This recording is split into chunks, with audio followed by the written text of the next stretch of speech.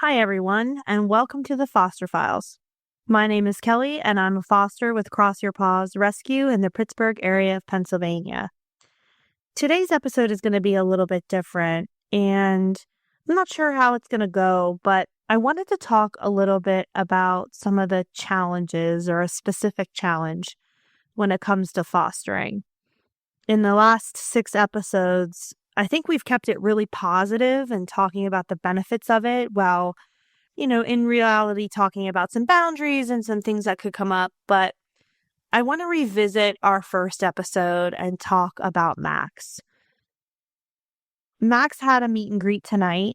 It was his second meet and greet. You guys know about the first one. And you also know that since his first meet and greet, we've done some work with Max. We've had Lauren from Choose Wisely Dog Training come. We've boarded him. We do enrichment walks with him. And we are seeing some tremendous improvement, which is why tonight was so heartbreaking. So someone applied for Max, and she lives in Ohio. She's had dogs her whole life. She travels and she wants a companion. She said that his picture and profile just spoke to her and she really wanted to meet him. I told her that he is reactive. Ideally, I would have liked to have gone to her home to have her meet him outside of his environment. He does seem to do better in neutral locations. But I'm going to go into why that's not the perfect solution as well. But it worked out better for her to come to us, and so she did. And I called Lauren ahead of time to get some tips on trying to make this the most successful meet and greet possible. And I feel like I did okay. We had her meet him in the driveway. I did about 15 minutes of an enrichment walk prior to her coming. I left work early. She stood in the driveway and threw pretty high-value jerky treats. Lauren had recommended like pepperoni or like a McDonald's burger, but she didn't bring a high value treat and I didn't have a really good backup. So we used the jerky treats, which he seemed to really like, and they were high value to him. He doesn't get them all the time. And he was really relaxed and his tail was wagging and it seemed like it was going really well. So we started to walk like kind of on our street and Michael was home. So he walked with him and we did this like dual leash thing where Max essentially walks in the middle of 2 leashes on people on either side of him. And we did it with our friend, and it worked really well, and he didn't react at all to our friend. So we did that. Michael and I did it first, and then the applicant did it. And after a couple of back and forths on the street, when she was no longer feeding him treats, because she was still feeding him treats while she was holding the leash, because he kept looking up at her, who are you, whatever. So he looked up at her and she didn't hand him a treat for whatever reason. I didn't tell her to. It was too quick. She didn't think it doesn't really matter. But she didn't hand him a treat and he growled and barked and he lunged. And I don't know. I'm frustrated. I'm sad. I feel a little bit hopeless right now as to what to do. Immediately she said, there's no way I can adopt this dog. There's no way I can handle this dog. And I don't think it's rightly placed, but some of my frustration is thinking, I feel like I told you he was reactive and, you would have need to come into this knowing that. And I don't know if maybe she didn't take it seriously or I wasn't clear enough, but it's hard because I don't want to be so clear and make it seem like he's impossible to the point where that person then just decides they don't want to meet him at all. Because once he knows you and loves you, he's so sweet and he's so loving. He's just a fun, goofy dog. But getting over that is so hard. And I'm feeling very defeated right now. And I think I just wanted to come on here and vent a little bit. But also I wanted to, I guess, just everything can't be positive all the time, or the information that you get from me, you're not going to trust, right?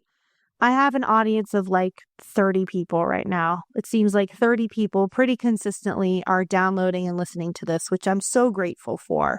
But one day I hope it's more people.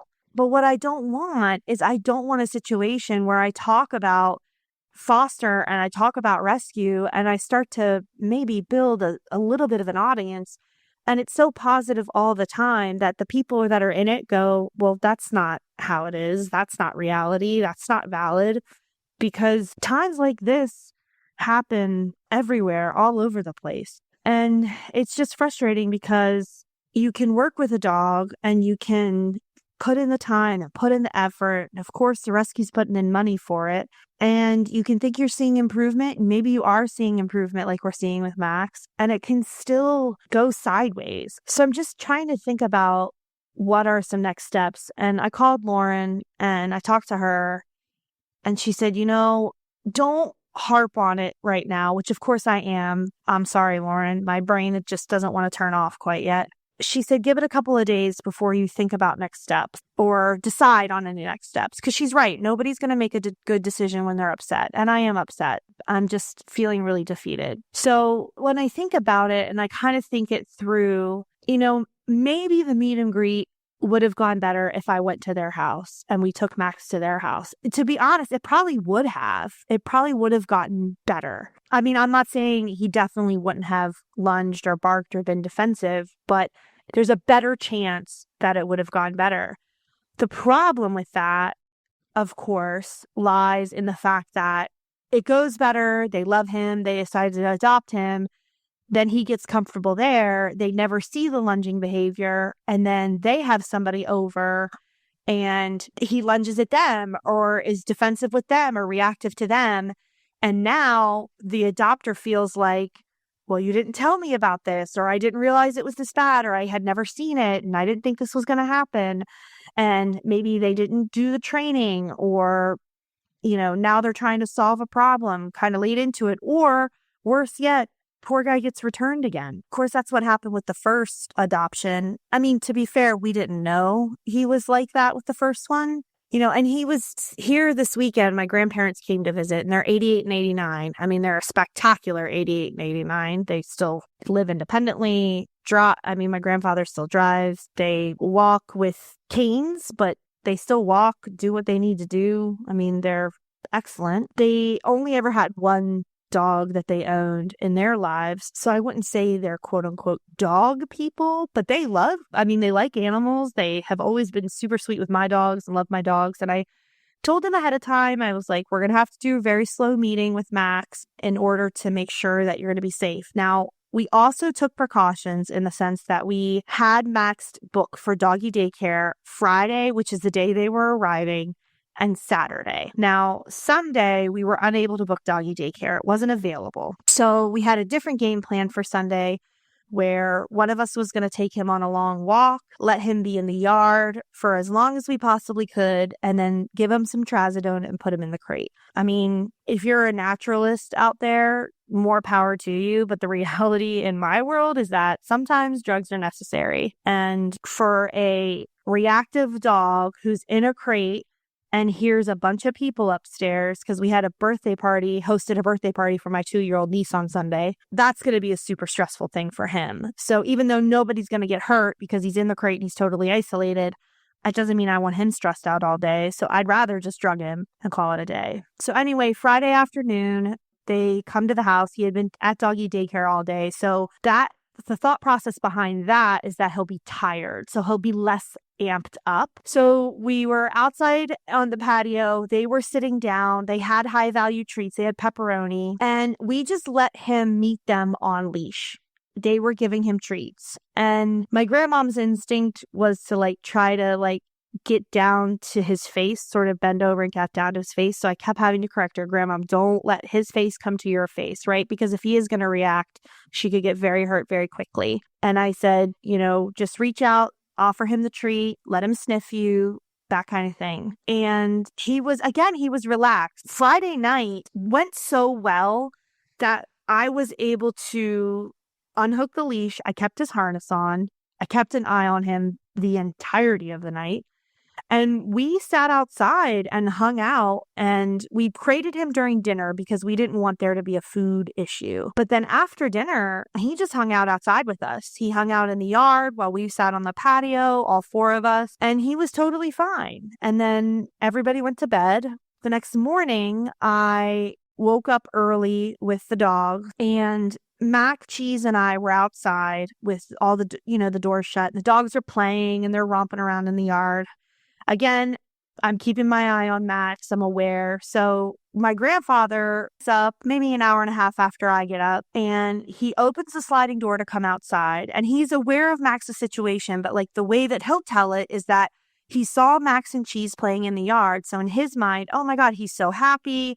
He's doing really well. I can go out and say hi. And plus, he met me last night and that'll be fine. So Max hears the sliding door open and he starts trotting towards the sliding door, and I'm moving to intercept. I think he thought it was going to be Michael, because that is not uncommon on the weekend. I get up first, I'm outside hanging out with the dogs, and then Michael comes out. The second he saw it wasn't Michael, he barked and lunged. Now, everyone is okay. Everyone is safe. He never got even close enough to my grandfather to harm him, because I knew that was a possibility, so I grabbed his collar. But the absolute reality of that situation is that had I not done that, he probably would have bit my grandfather, who is 89 years old, and a dog bite would put him in the hospital for probably way longer than would be okay. So Grandpa went inside and Max went in his crate immediately. No ifs, ands, buts about it. He was going in his crate until Michael took him to doggy daycare. So he was at doggy daycare all day. And then so Saturday night, nobody really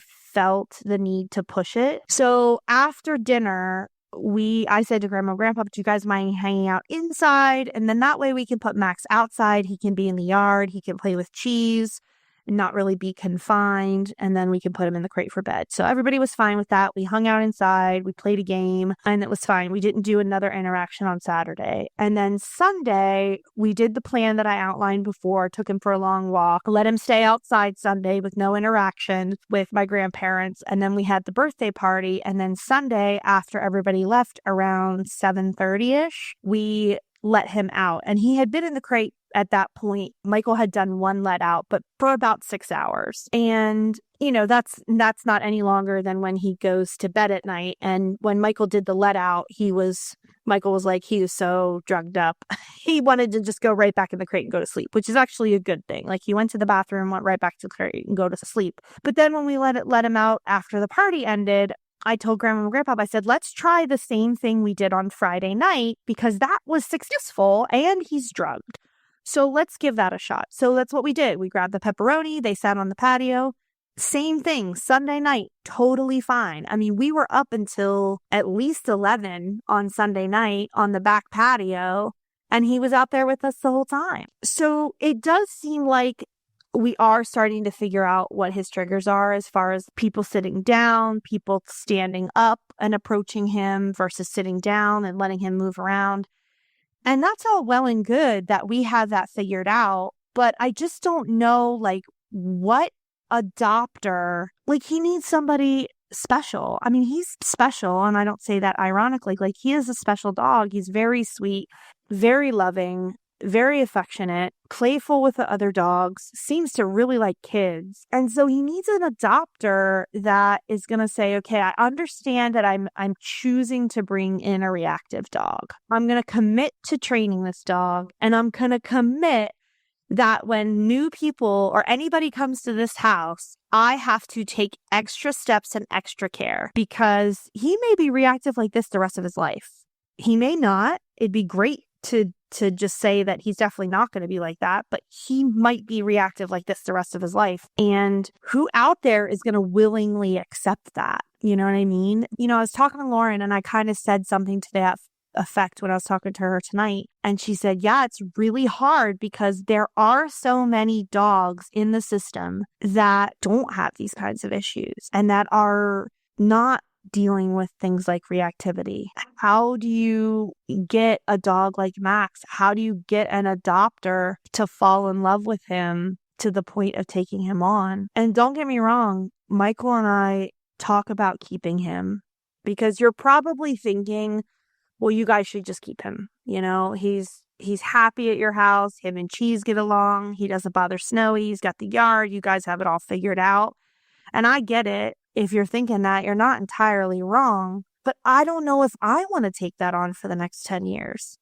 I'm not comfortable giving up on him. But when I look at what kind of life I want to have with my own dog, I'm happy to take on a challenging foster in a temporary scenario. I don't know that I want to take on this kind of challenge for the next decade. And if you're not ready to say, I can accept this behavior of whatever's going on with the dog for the next decade, then you shouldn't get the dog, So I don't know. I don't know what we're going to do. Lauren is right. I need to sleep on it for a couple of nights. I need to think about it. I've got family coming in again in 2 weeks. And so I need to arrange boarding again, which is another expense for the rescue. So I don't know how that's going to play. Like I said, I am not ready by any stretch of the imagination to give up on this dog, but I am feeling like I'm climbing up a steep hill in a headwind, and I don't know if I have the right gear on. I don't know if that even made any sense. So I'm going to think about it. I'm going to listen to this episode, edit it. Maybe it'll be worth releasing. Maybe not. Maybe it just let me vent. But maybe it will help people understand the hard side of it. I think when we talk to people about fostering the work that we do, they think the hard part is adopting them out to a loving home. And I think if you talk to anybody that's been in this for a long time, that's not the hard part. The hard part is not being sure you can adopt them out to a loving home. That's way harder. It's way harder. If you've got a dog with like an issue and you're thinking, do these people really know what they're getting into? Are they going to have as much patience and grace for this dog that I do? I don't know. That feels way harder to me. So we'll see. We'll see how it goes. I was hoping to record a super positive update tonight about how he got adopted, and obviously things took a left turn. So we'll just have to go from there. I hope you find value in this. I hope you find value in the specificity of this particular situation. I've got some great things coming. I've got some amazing interviews lined up, so stick with me. I really do believe everything that I say with my whole heart. I'm saying it with my chest, but that doesn't mean that it's not difficult. It doesn't mean that it doesn't hurt. And we just have to persevere. We just have to figure out what the next step is going to be. And once I have that and I have a game plan, I'll feel better. That's just how I work. That's how probably a lot of people work. In the meantime, thank you. Thank you for the attention you are giving the podcast. Thank you for following the show on Apple Podcasts, iHeart, Spotify, wherever you get your podcasts. Hopefully you can see it. If you can't, let me know so I can figure out how to get it on your particular platform. Thank you for following the Instagram page, the Foster Files Podcast on Instagram. Feel free to send me an email or a DM, especially if you have a thought about this particular situation. I am open to any and all suggestions. Please go to Cross Your Paws Facebook page and buy tickets for the Wags and Wine event that I've been talking about. It's Friday, September 19th at Bellaterra Vineyards in Hunker, Pennsylvania from 5:30 to 9 o'clock. It should be a really great event, and it's a great way to support Cross Your Paws. I really do believe that if we all save one together, we can save them all. Thanks for listening.